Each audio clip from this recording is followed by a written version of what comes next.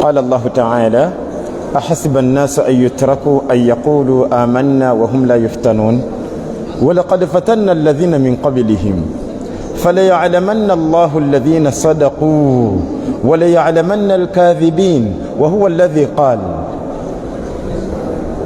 أم حسب الذين اجترحوا السيئات أن نجعلهم كالذين آمنوا وعملوا الصالحات سواء محياهم ومماتهم سواء محياهم ومماتهم ساء ما يحكمون. اللهم صل وسلم على نبيك محمد وعلى آله وأصحابه أجمعين الذي قال مستريح ومستراح منه. basaze bannanga bebitiibwa nsaba Allah wekitiibwa tufule babitiibwa kuno ku nsi ne mukabbuli zaffe nsaba Allah tusiime nsaba Allah atwagale atugabire ekitendo ky'okumwagala n'okwagala mikwano gye nsaba Allah atuwe ekyengera ky'okwagala ebyo byayagala nsaba Allah wekitiibwa emitima gyaffe agikyayise ebyo bye yatamwa kibi nnyo okwerimba nti oyagala nnyo Allah ate ebyo yatamwa ate byofiirako obyagala nnyo n'ofuna n'abakulabula. Mu ddalasa yaffe eno nga tukyejjukanya ku bukulu bw'okulongoosa nagamba twasalawo nga tulaba kyetaagisa tusooke tusigulemu enkonge twakiyita tutya mafahimu alkhati'a taswibu almafahimi alkhati'a okutereeza entegeera enkyamu ezatukuliramu. basaze bannange towakana kyangu nnyo okubanga kiruwa kyewategeera okuva mu buto nga kifu olaba bwofa nosinkana Allah nga yentegeera gyoyina ate nga nfu ku mulembe guno ogwa bwino.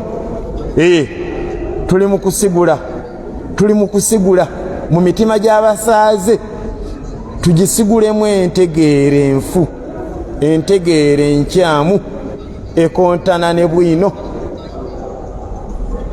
nga ntegeera ki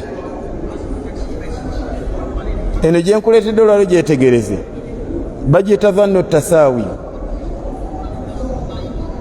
ntegeera nfu nkyamu nzibu tukole tawuba tugiveeko ne basaaze bannaffe tubayambe tugisigule mu mitima gyabwe tubagambe entegeera nfu bagiyita dhannu tasaawi. dhannu tasaawi kyeki babamanyi olwarabu bakitegedde dda ekyo kyemutegedde kifu. mu Luganda kyeki okulowooza nti tuli ku leva emu. endowooza entegeera bannange entegeera egamba nti tuli ku leva emu maaso ga Allah nfu nti tuli ku leva emu. abasiraamu basala ebirevu n'abatasala birevu maaso ga Allah tuli ku leva emu. yentegeera gye tuli mu kusigula yentegeera gye tuli mu kusigula mu basaaze. ekibuuzo ne kijja entegeera eyo yatandika otya okumera mu basaaze n'esimba n'emirandira okwanukula yatandikira eno yatandikira wa? ekisooka kyewategeera kituufu ekigambo kusigula ntegeera mu muntu gye yakuula nayo lutalo omusangamu obuzibu era buli woleeta bwino afuna kyeyekwasaawo okakana ngaalemeddeko ssebo ngaalemeddeko ku ntegeera y'enfu. okujjako Allah be yagonza emitima nsaba Allah tuteeke mu bbo otegedde ekintu kifu siganye kiwakulirako naye kifu solution eri eki kireke ate bannange byempagala nabo tebagenda kuziika nabo gwe kireke wakulu okimanyi tekirina mutawaana omusiraamu okubeera nga yeddira ngege lwaki wakula kyolaba nga ntaatawo naye yeddira era namwe n'abagamba fetweddira ngege akabbiro nkejje bambi n'okulanga kyomanyi kati Allah nakusaasira n'ofuna ku bannabwino ne bakulaga nti kibi oba obisana ne Allah ahalalisa ate gwe oharamisa mukulu wa kika ye yakutonda oba yatonda engege sombo omusaaze akyeddira yeddira butiko ali serious nnyo sebo ewaabwe beddira butiko beddira towakana bannange tulina entegeera envundu ezitakwataganira ddala na diini yaffe naye nga zatumeramu zatukuliramu omumanyi mwayitibwa At-Tartusi al-Maliki mu kitabo ekiyitibwa Siyaru A'lami Nubala mujja okusanga ebigambo bibino yagamba nti washuyuu la yusayiru alhalala harama washuyuu ekyokubeera kw'ekintu komoni tekikifuula halali kisigala kiri haramu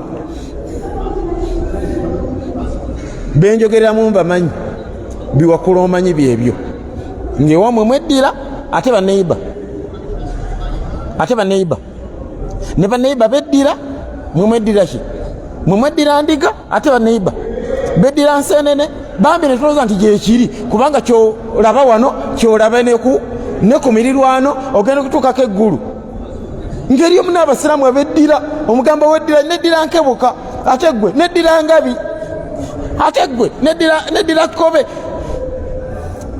naye gwe omanyi bweno gwoba otomera mbuweddira musiraamu yeddira قل لا أجد فيما أوحي إلي محرما على طاعم يطعمه مساة أنعام إيشو الله يكوكانيا ولوكانيا يتوقع من تقول بغامبي لا أجد فيما أوحي إلي محرما على طاعم يطعمه إلا أن يكون ميتة أو دما مسفوحا أو لحم خنزير فإنه رجس أو فسقا أهل لغير الله به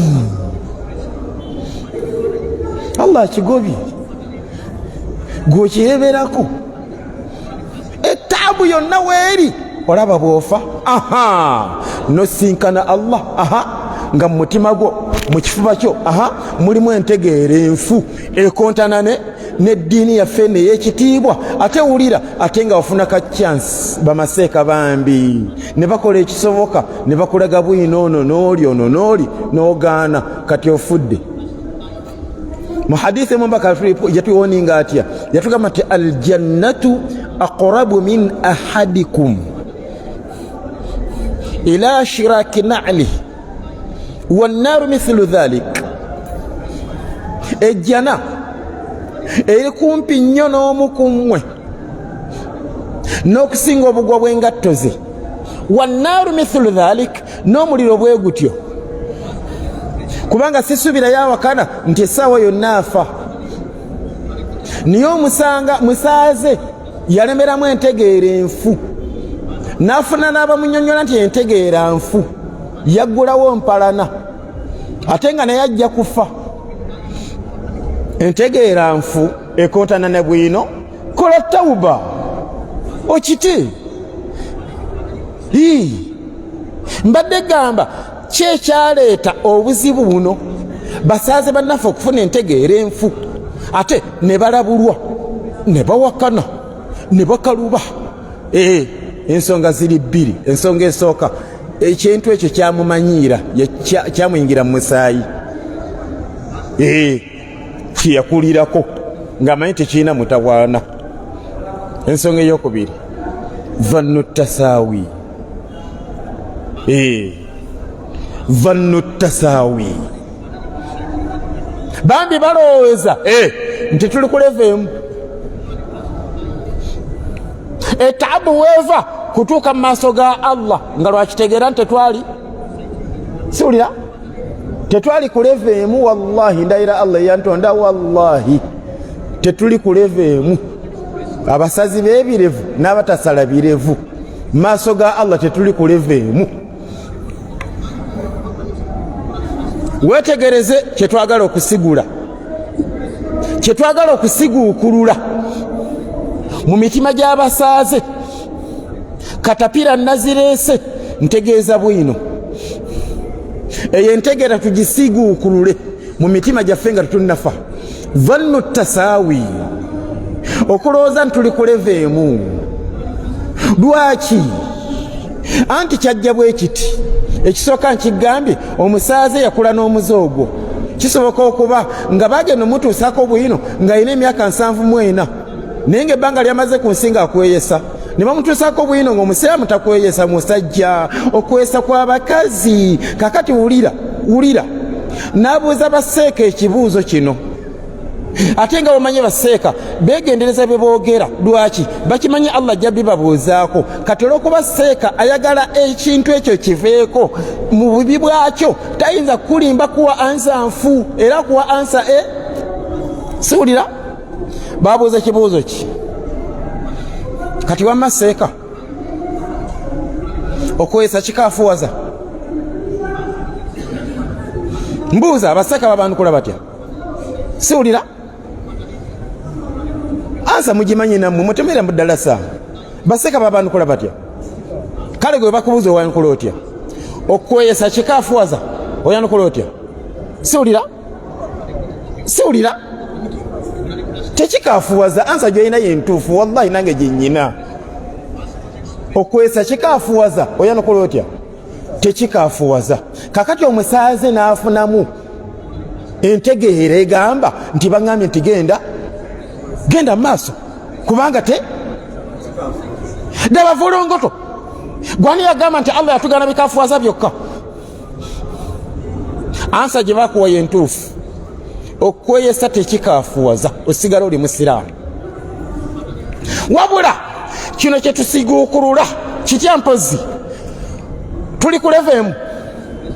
Abakweyesa n'abasiraamu engoye zaabwe tuli ku leva emu. Mukweyesa yenna asigala musiraamu, naye omwonoonefu.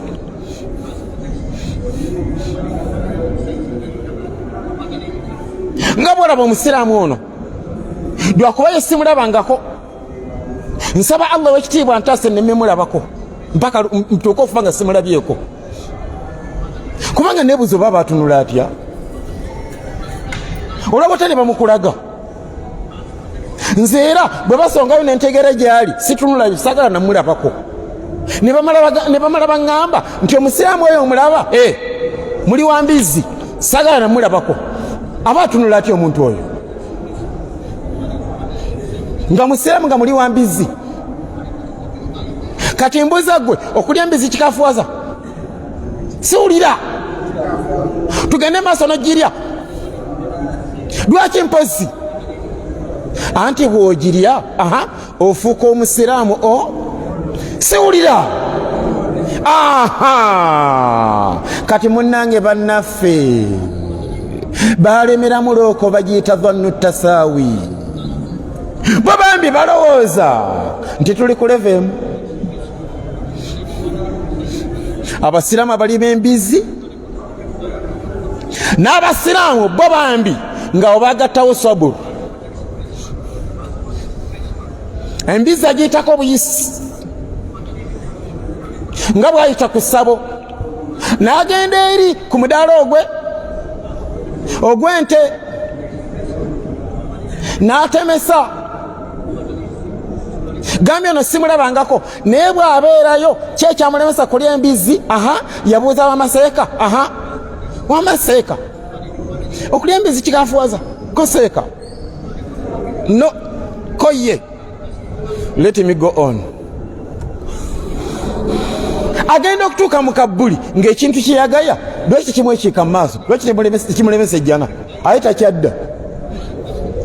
Neŋŋamba nze nja kuba wakisa nnyonnyole basaaze bannange nti tukomye. Omuze baguyita vannu tasaawi, okulowooza nti tuli ku leveemu. Muze mubi kubanga ekyo kyolowooza kikonta, wallahi kikontana ne bwino, kikontana ne bwino. Nga bwino ki singa osomako mu sura eyitibwa Jaafiya aya 21 Allah fi akyogera katya yatugamba am hasiba alladhina jitarahu sayyiati an naj'alahum kalladhina amanu wa amilu salihati sawa'an mahyahum wa mamatuhum sa'a ma yahkumun. Allah yakigamba am hasiba alladhina jitarahu sayyiati balabika bakavurugira bayina endowooza egamba an naj'alahum kalladhina amanu wa amilu salihati nti bwe banaafa nja bayisa kyekimu n'abasiraamu abeegendereza ebakola. Allah yatubuuza wuli ekibuuzo sawa'an mahyahum wa mamatuhum. Balowooza nga bwe biri ku nsi kuno bwe binaabeera mu kabbuli. Sa'a ma yahkumun, kyebalamula kifu. Bannange kyebategeera kifu sinze nkibise nanyini nsi akibise. Bakiyita batya? Vannu tasaawi, okulowooza nti tuli ku leveemu. Olw'okuba naawe olaba kuno ku nsi Allah bwati bwe yakigera bwati bwakikola. Allah atutambuza kyenkanyi. Bano abawa na bano ani abakana, bano abamma na bano.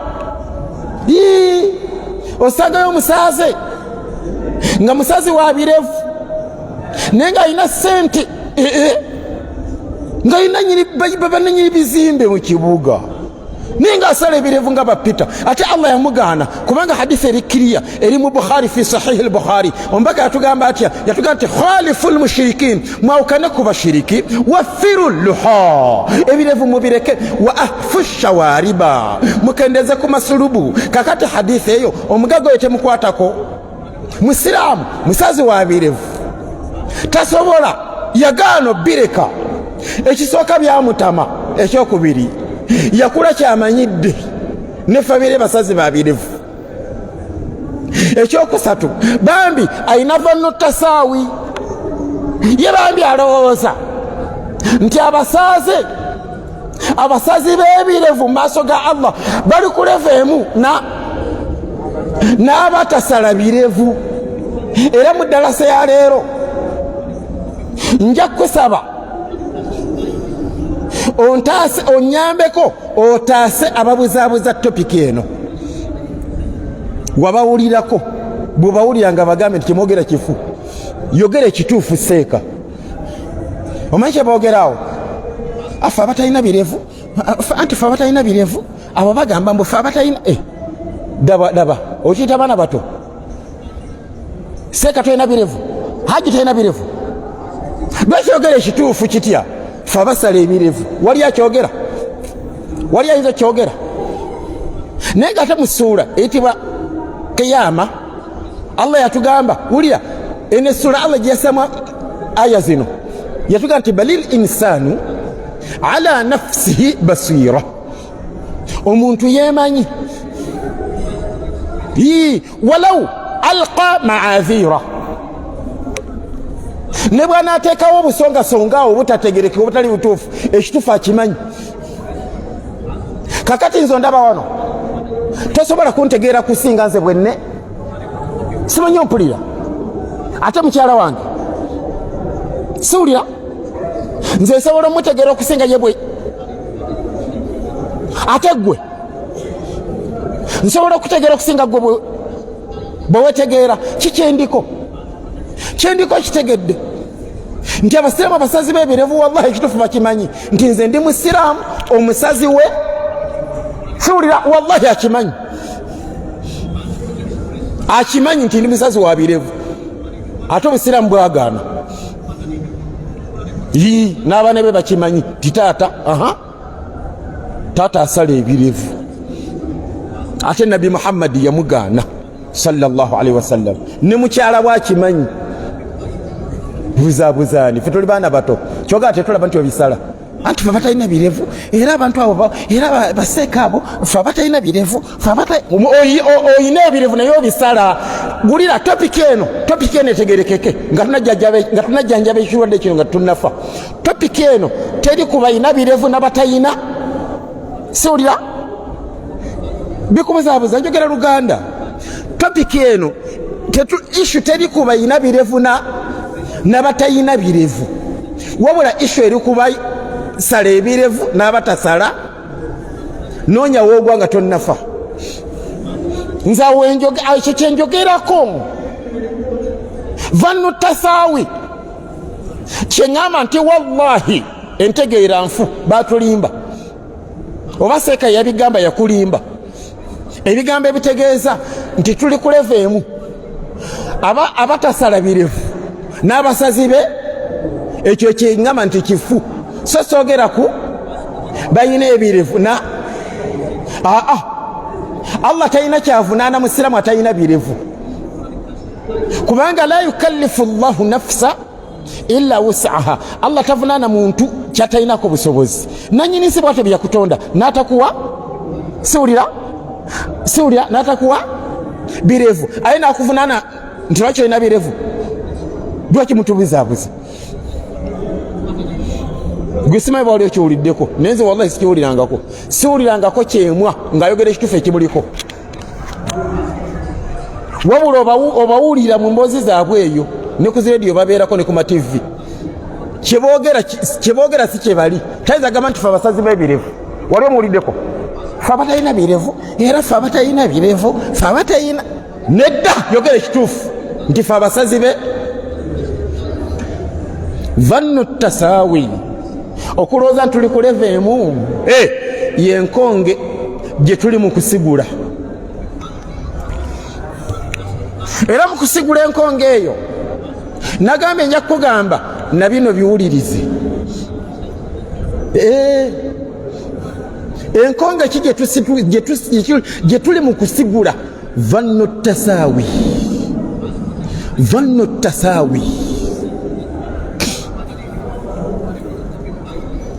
kakati wulira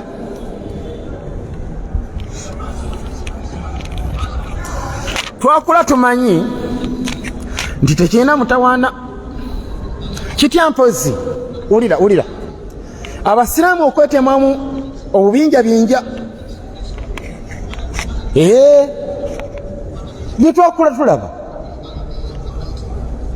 bibambi olw'okuba bikulembera bamaseeka banene ne tulowooza nti tebiina mutawaana fe tuli beegindi ate mmwe ffe tuli beegindi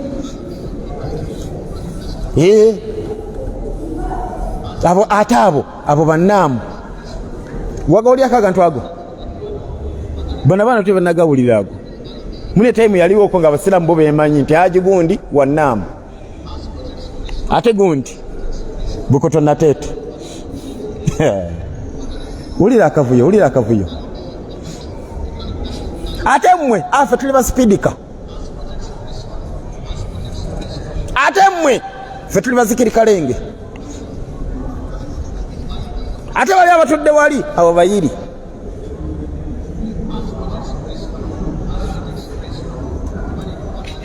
twalina nabbi omu ekitabo tulina kimu Qur'an ekibula tulina kimu Makka lwampaka tukkirize tubeere omuntu siwulira obukundikundi obwo lwaki bulemeddewo vannu tasaawi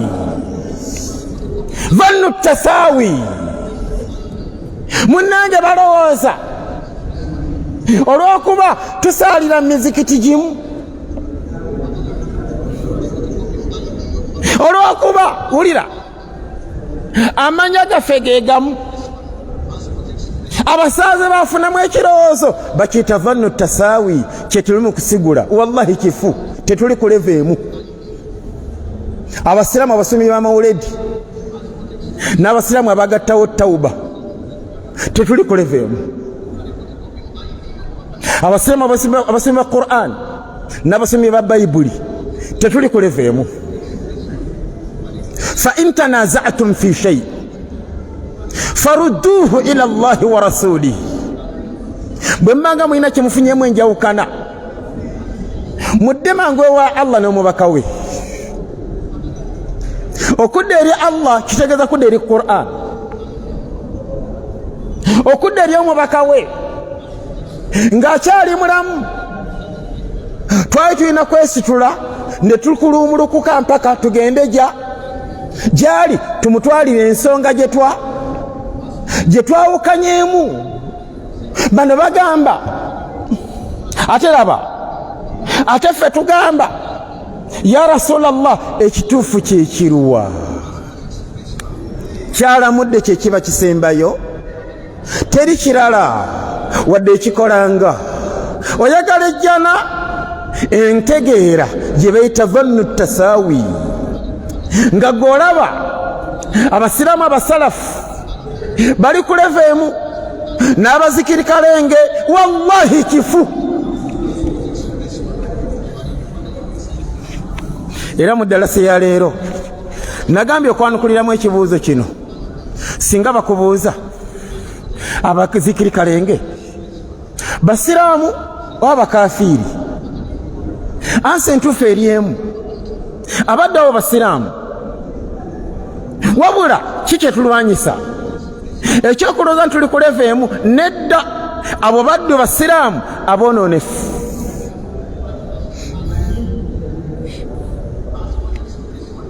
Kyegamba kuba simanyi buwangaazi bwange, wallahi kyekiri ku bamawuledi bakafiiri.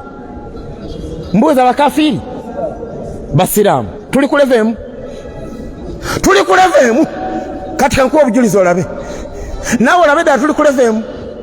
Mu hadiisi emu mpanvuko nabbi waffe mwe yayogerera okwawukana kwa Bayahudi n'Abanasara mpaka natuuka ku nsonga eno, yagamba nti wasataftariqu ummati,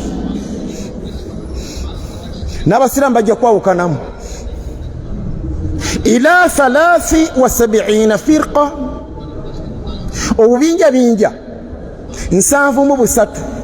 Uli ekigambo mpaka kyeyayogera, yagamba nti kulluha, ulira vannu tasaawi. Gw'ojja mwe tuli ku leva emu. Ulya bwino nga tonnafa. Omubaka yagamba nti kulluha finnaari, obubinja bwonna bwa muliro illa wahidatan, okujjako akabinja aka.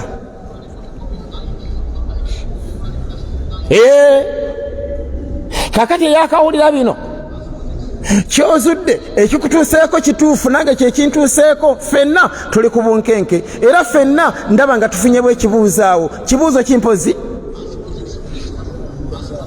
kabinja kyako.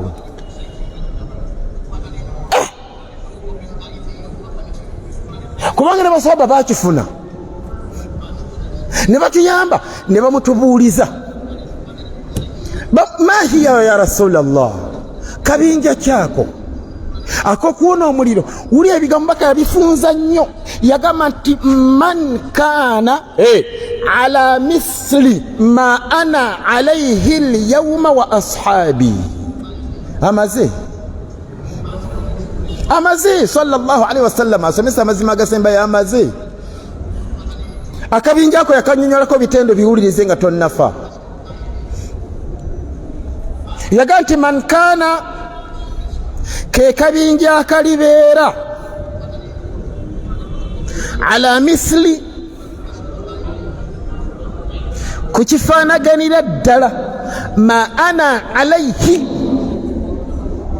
na kino kyendiko olwaleero, alyawma wa ashabi, ne basahaba bange.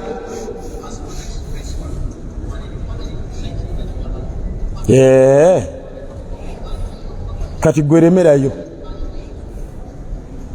anti oli muzikiri kalenge olwokuba taatawo muzikiri yegweremerayo ziba migugu ofuola bekyo nosanga mu kabbuli. Ene dini erina omusomesa byeyasomesa byeboomatira. Era mu ddalasa eno ndabawo ekibuuzo ekirandinze ku mmenza. Abasalafu be baani? Obusalafu kyeki kati kyenyanukula? Abasalafu be basiraamu nga bali ku nkola y'abasahaba. Bangi basaaze bannaffe baali basomi ba mawuledi ne just baseka tebabasomera bingi, babasomera nsonga egamba basahaba tebakola ku mawuledi bambi ne bakola tawuba ne bakita. Nkwegayiridde ekyo kyennyini ky'oba okola ne bw'oba olina ekitiibwa ekisinga ekya mufuti, kubanga omuliro tegutya banene, oli nagagga. Beera musalafu weyunga ku gurupu y'abasalafu. Obusalafu kyeki? Kwe kukola nga basahaba. Hadisi ogiwulidde ala misli ma ana alayhi alyawma wa ashabi. Gye bali basaaze bannaffe ng'obusiraamu bwe baliko bufaanaganira ddala n'obw'abasahaba bwe baaliko. Kambukulambuza olwaleero bwali bufaanana butya?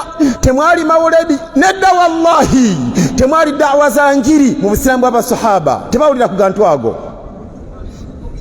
Katugeze nga Umaru agenzeko Abu Huraira abuuza abawaka taata wa mwaluwa nga bamugamba nti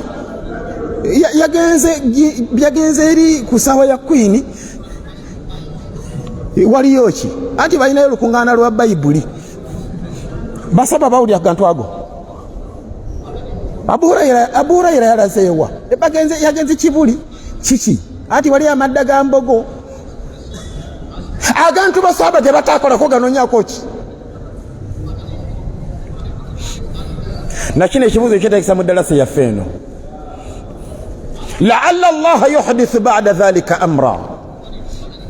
Allah ayinza okutusaasira eyo enkonge ne tugisiguukulula n'osookola obusiraamu bwe bunyuma nga ffenna tulina entegeera emu, twegattira ku Nabbi Muhammadi kyasomesezza kyekyo, basaba kye baakola kyekyo kyennyini kyekituufu Allah kyayagala. Mbadde gamba kibuuzo ki kiwulirize oluvannyuma nkuwe ansa. Kati gwomanyi kuba buli omu alina kabbuli eyiye. Singa bakubuuza kiramulwa kitya okubeera omusalafu?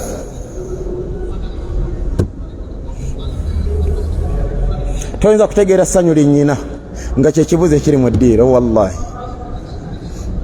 lwaki olwaleero waliwo abasaaze munange akyewaaniramu? Nze sirina musalafu. First of all babadde bamanyiira mbubirevu amwayi musalafu yese bakalakata agumira ku kimpozi mbu yesi bambi yalowooza nti okubeera omusalafu kyeyagalire. Nedda, ndayira Allah yantonda wallahi lwampaka buli musiraamu yenna mu nsi yonna ateekwa kubeera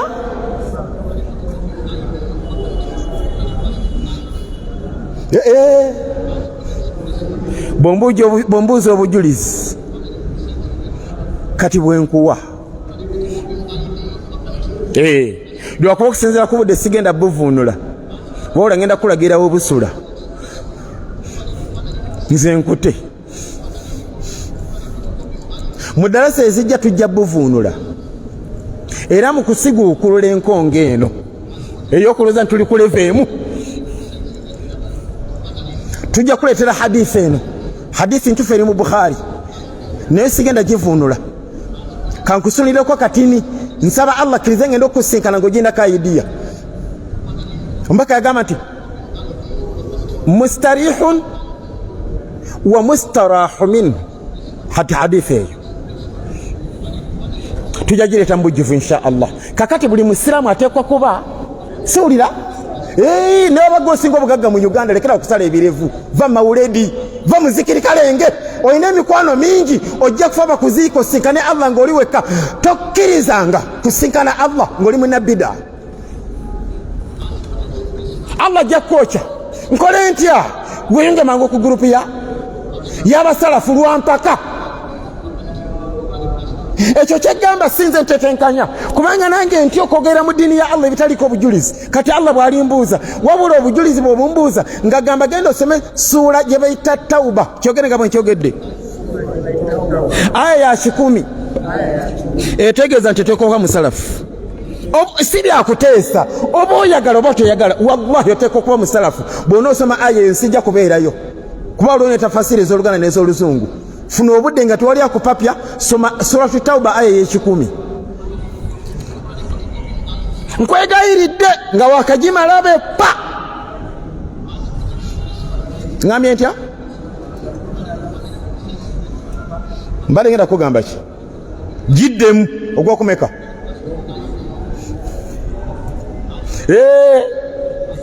Ogimaze ogw'okumeka? Nkusaba ogiddemu ogw'okumeka. Kubanga gomanyi oli muzikiri kalenge ate abo basalafu tulekuleveemu ebyawa. Twalina bannabbi babiri. Twalina nabbi atasala birevu n'omusazi w'ebirevu. Tuli kuleve, lwaki mutubuzaabuza? Nafa abatalina birevu, twalina birevu seeka. Allah takimanyi nti obikalakata. Lwaki ekituufu ky'abasazi b'ebirevu? Oli musazi wa birevu nawe okimanyi, ne mukyala wakimanyi, n'abaana bo bakimanyi, ne banneibaasi bo bakimanyi nti omusiraamu waawo musazi wa birevu. Oli mu kutubuzaabuza, ffe tuli baana bato, tetulina maaso. Tetwawula batalina birevu na musazi wa birevu. N'omulyana omukoonako ettama lina likufumita, biki ebinfumita ebyo? Niwe sikwatako era fesi wallahi omusiraamu tugiraba nti ono musazi wa birevu, n'abaana bo bakimanyi, ne mukubo mwoyita. Bw'oba oli seeka ne ku muzikiti gw'osomesa, wallahi abasiraamu bakimanyi nti seeka waffe kyemwa musazi wa birevu. Gambye suratu Tawba aya 10 gisome gyetegereze era giddemu gwakumeka. Era giddemu gwakumeka. Era giddemu gwakumeka. Bw'oba osobola giddemu emirundi emeka. Nga bwe nagambye twegendeza bitwogera kubanga Allah ajja bitubuuzaako. Giddemu emirundi emeka gy'osobola.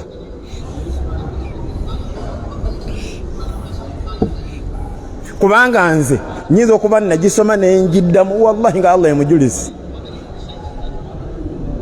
Nyinza okuba ondabira wano nga nyinza okuba nakagiddamu emirundi gisukka mu 1,000. والسابقون الأولون من المهاجرين والأنصار والذين اتبعوهم بإحسان هاولي كنيوس والذين اتبعوهم بإحسان رضي الله عنهم ورضوا عنه وأعد لهم جنات تجري تحتها الأنهار خالدين فيها أبدا ذلك الفوز العظيم. قلكم تفسيري ولا بي genda ko mutafasiri olabe oba musomi wa mawulidi ayingira waawo wallazina tabauhum olabe omusazi w'ebirevu awajaawo omuzikiri awajaawo omusiramu omuyiri wallazina tabauhum awajaawo omusiramu mukweyesa madda gambogo omusiramu nakachicha wallazina tabauhum بإحسان رضي الله عنهم ورضوا عنه وأعد لهم جنات تجري تحتها الأنهار. الله لمكووريرا أبا سلفوا أبا تيك مجانا أتبا نبي دعا kiramula kitye kubeera omusalafu basaze bannage oba ku masigiti Siddiiki wulira kibuuzo ne ansa nga tugiweekerezaako obujulizi gambye oteekwa bute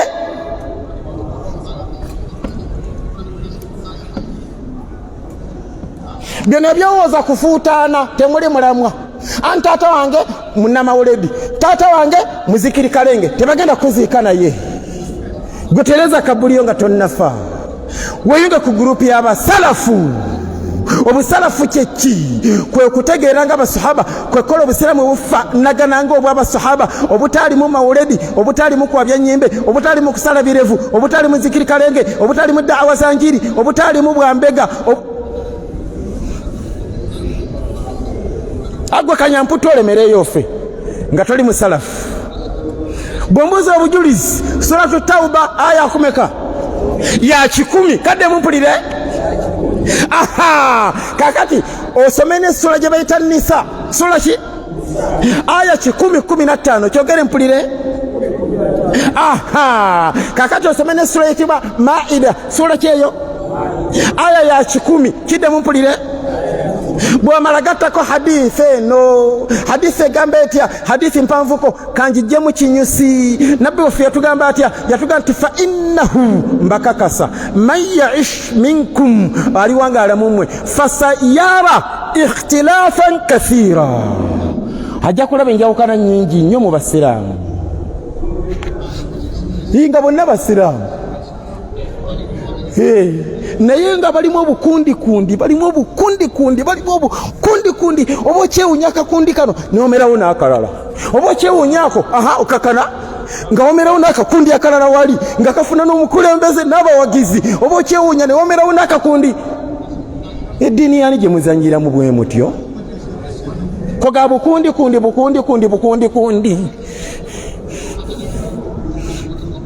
eno hadithi gye tuba tugalawo dalasa yaffe nabbi waffe yatugamba nti fa innahu man yaish minkum fasayara ikhtilafan kathira fa'alaykum bisunnati wa sunnati al-khulafai ar-rashidin al-mahdiyyin min ba'di addu wulira oda addu alayha bin nawajidhi hadithi eyo nayo kanseeke mwezi esivunudde kubanga yeetagisa nga obwongo bukyali fresh kubanga ekikutula goya ate oba addu alaiha binnawajivi tujagivuna nga obwongo bukyali fresh kubanga mukoye kati kale assalamu alaikum warahmatullahi wabarakatuh subhanaka allahumma bihamdik ashhadu an la ilaha illa anta astaghfiruka wa atubu ilayk